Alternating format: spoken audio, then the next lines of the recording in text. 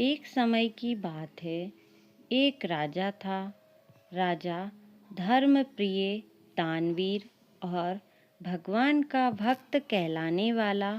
हर पर्व पर बड़ा यज्ञ, भारी दान, हजारों ब्राह्मणों को भोजन। लेकिन उसकी भक्ति में अहंकार छुपा था। वो कहा करता था सभी से, मेरे जितना दान कोई नहीं करता। एक दिन राजा मंदिर गया। उसने देखा मंदिर के बाहर एक बूढ़ा भिखारी बैठा था। वह कमजोर शरीर, कांपते हाथ, लेकिन आंखों में उसकी गहरी शांति थी।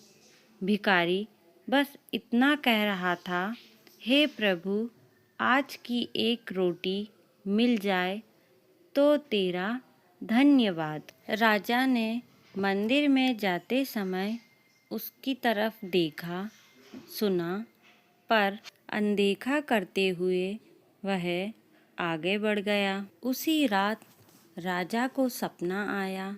राजा ने सपने में देखा, भगवान प्रकट हुए और बोले, राजन, आज तुमने मुझे बहुत निराश किया है। राजा घबरा गया और बोला, प्रभु, मैंने तो आज हजारों को दान दिया। भगवान बोले, हाँ, पर उस भिखारी की एक रोटी मेरे हृदय तक पहुंची और तुम्हारा हजारों का दान।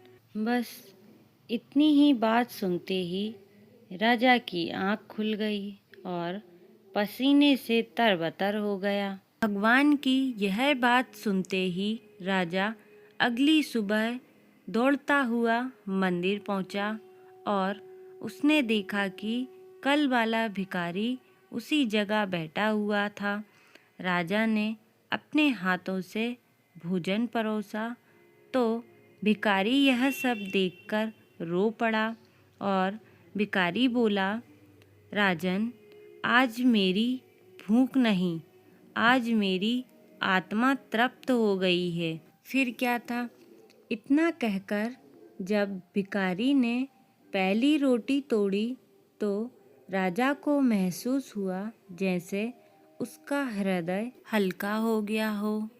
थोड़ी देर बाद फिर भिखारी ने कहा, राजा, वही बड़ा नहीं जो दान दे, राजा वो है जो दर्द को समझे। इतना कहकर भिखारी भीड़ में कहीं विलीन हो गया।